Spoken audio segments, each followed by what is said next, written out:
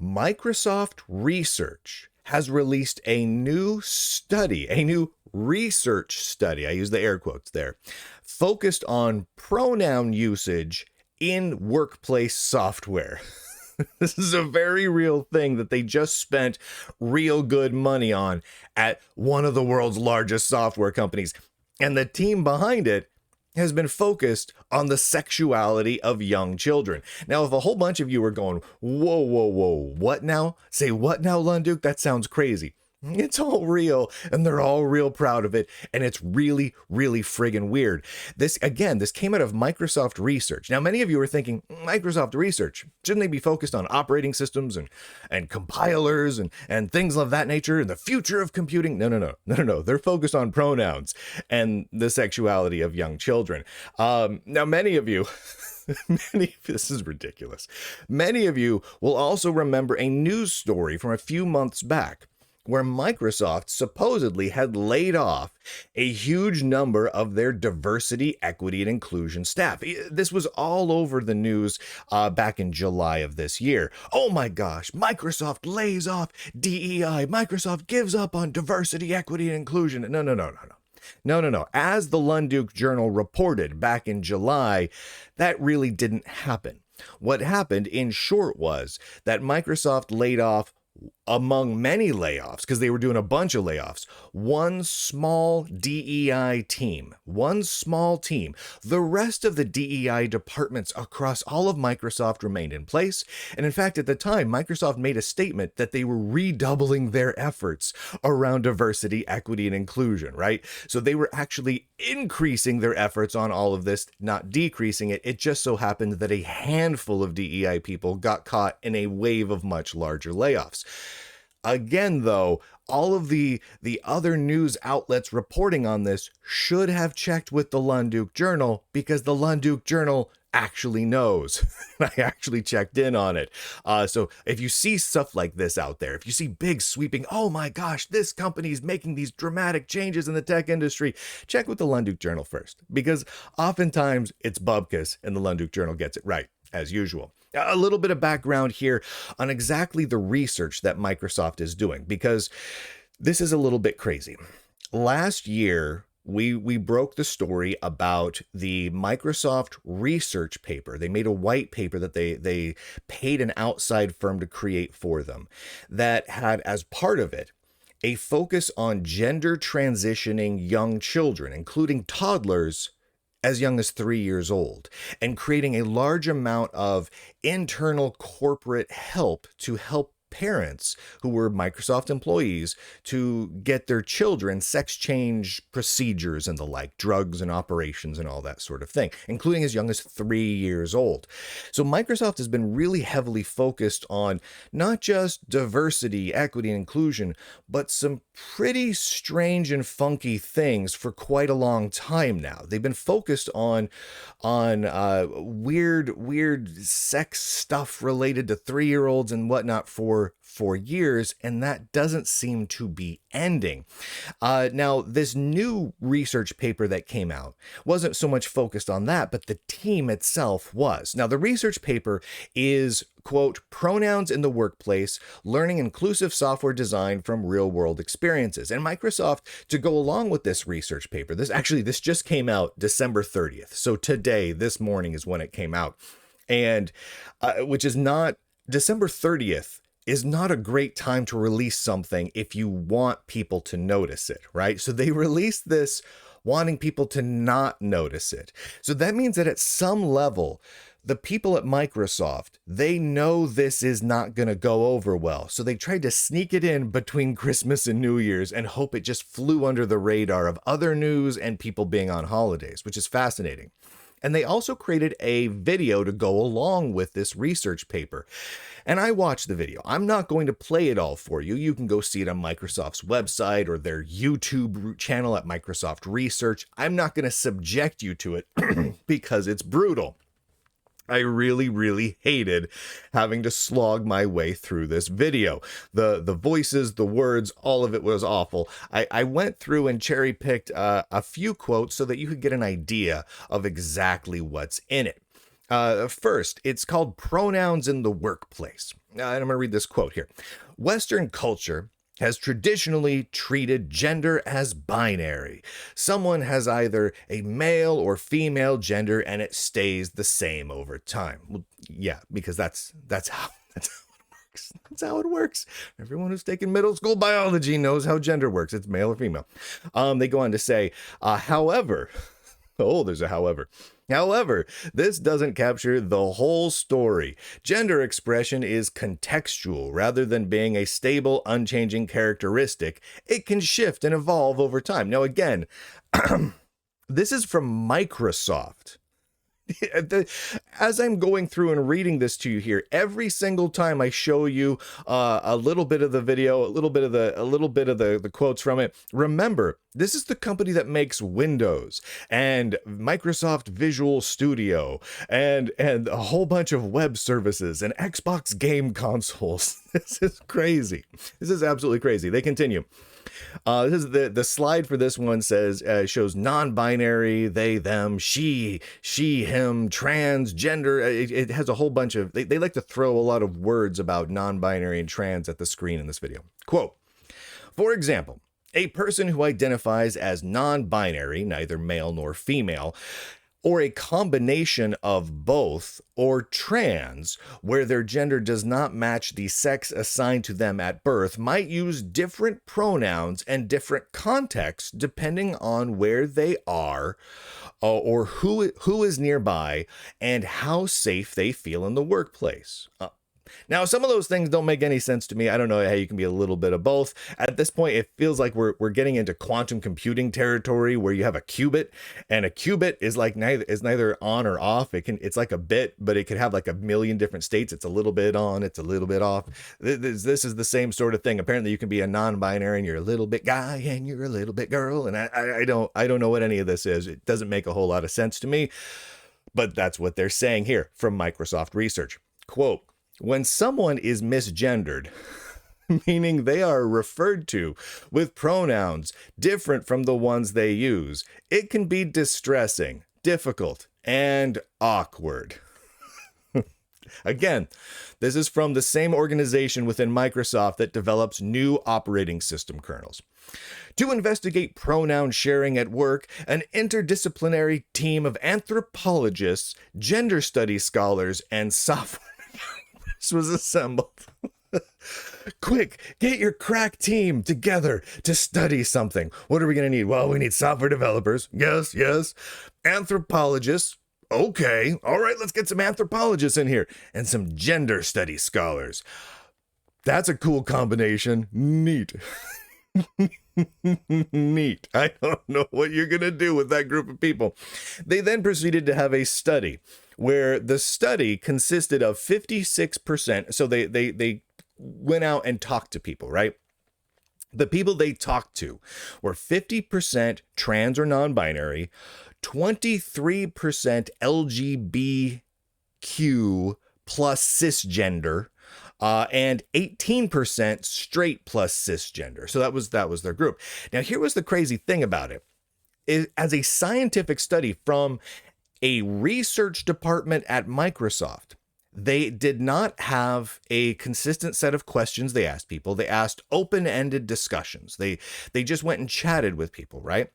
They had no set questions. They had no forms to fill out. They had no consistent data to organize, and their sample set of individuals they used was biased and slanted, right? So it was a sample set that was predisposed to give them one set outcome, even though that outcome would be kind of hard to measure because they had no real set questions or methodology in place. This was just basically, from a scientific point of view, utter chaos.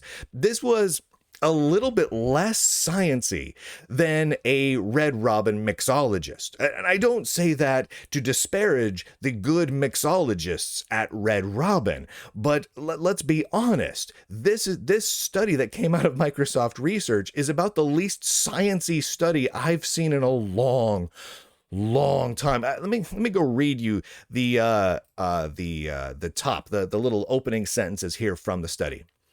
Sharing personal pronouns such as they, them, she, her, or he, him in the workplace helps colleagues respectfully address each other.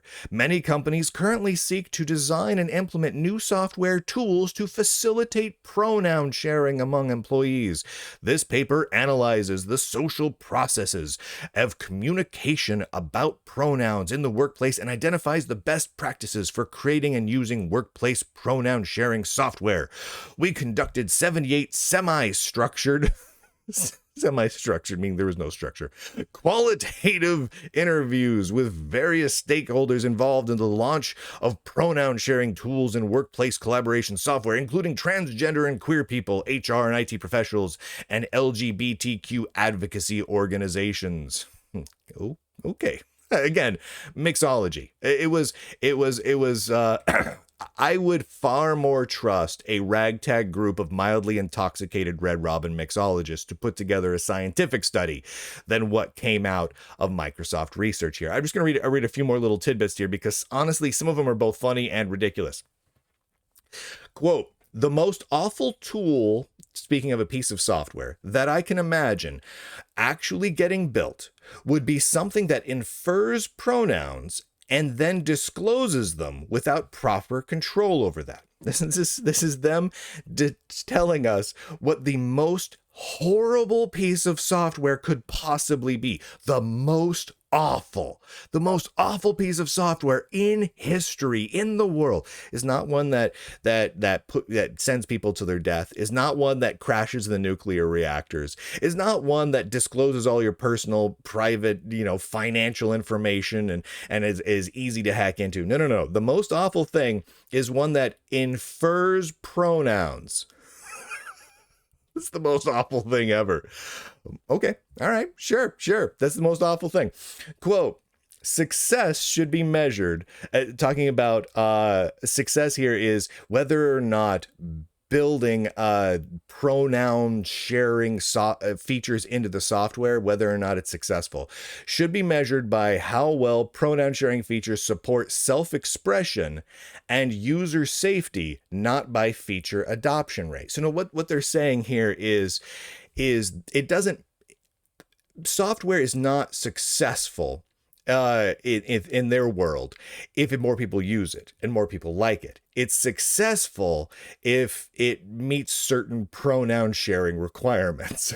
That's their definition of successful. So even if nobody wants this, even if it's not desired at all, it's successful if it exists. That's their statement around pronoun modification features in software, like in Microsoft Teams or whatnot. It's very, very bizarre.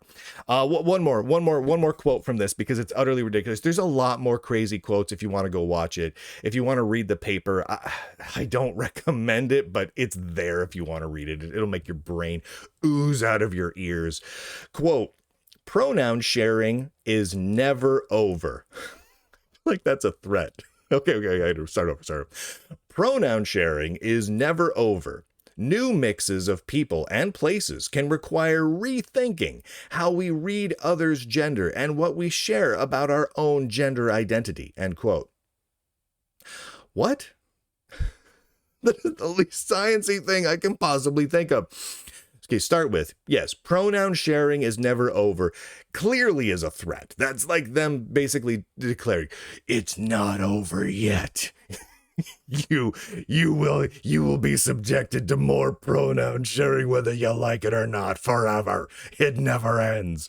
But the whole idea that new mixes of people and places change people's gender is the craziest thing I can possibly think of from a scientific perspective. And this came out of Microsoft research. Again, the research division of the software giant. Now there were 4 people involved in this, putting this together with inside Microsoft. I'm going to show you who they are because this is all public information. And honestly, I think it helps tell us where Microsoft is putting their money and why we're getting these sorts of crazy papers out of Microsoft. The first was a guy named Benjamin Ali Ibrahim, who, quote, has a focus on how LGBTQ plus Muslims and LGBTQ plus people of Middle Eastern and North African descent living in the United States use the internet and social media platforms to express their gender and sexuality. That's his career focus. To focus on how LGBTQ plus Muslims living in the United States hop online on social media and express their sexuality. That's a job? I'm sorry. That's a job that Microsoft is like, that's really important. I'm going to pay money to that guy because that needs to happen. That needs to, you know what? We need to take a break from making good, strong, stable multitasking kernels and good encrypted email clients. And we need to focus on LGBTQ plus Muslims living in the United States sharing their sexuality on Twitter. That's the most important thing. Another person, there was 4 of them, was Tristan Goring, who describes themselves in their X profile as computing, culture, and society PhD student, gamer, nerd, activist, queer as beep, they/them. Yeah, she swears with the F word in her bio. That's a person who Microsoft Research paid money to. Then there is Elizabeth Federolf. After completing their degree, they worked at an arts and technology nonprofit before coming to Oxford to get their blah, blah, blah, blah, blah. Elizabeth's research interests are currently at the intersection of science and technology and feminist theory, specifically regarding the relationship between AI and domestic labor. The intersection of science and technology and feminist theory. AI and domestic labor. I know all of those words, but when I read all those words together, it makes me dislike this person as a person, and I don't understand even what it means. Moving on. And then there's the person who kind of executive produced this, as far as I can tell. This was the top dog on the project, certainly at least on the video portion of it. Mary L. Gray, a senior principal researcher at Microsoft Research. Now, I should point out, she is both senior and principal researcher at Microsoft Research. Now, what is Mary's work? What is her contribution? Well, Mary's works includes, quote, a book entitled In Your Face, Stories from the Lives of Queer Youth. Out in the Country, Youth, Media, and Queer Visibility in Rural America, and which she looked at how, quote, young people in rural Southeast Appalachia used media to negotiate identity, local belonging, and connections to broader, imagined queer communities, end quote. So she did a study on imagined but not real queer communities for gay kids, for young kids that she felt like were gay. She's heavily focused on young children and their sex. That's been her career's focus. And she also did one called Queering the Countryside, New Directions in Rural Queer Studies. So she's very heavily focused on kids and sex, kids and sex, specifically in a particular part of the country. Fascinating, right? So what have we learned from all this? So here's kind of my 4 takeaways. The first is that Microsoft is not pulling away from their DEI activities. The Lunduke Journal reported on this last summer, contradicting all of the reports out there about Microsoft laying off DEI people. That's not happening. They're doubling, if not tripling down on all of it. They're spending a huge amount of money on it and not on software, not on real hard technology, things that you would do research on, right? So Microsoft Research specifically is funding more DEI. That's particularly fascinating.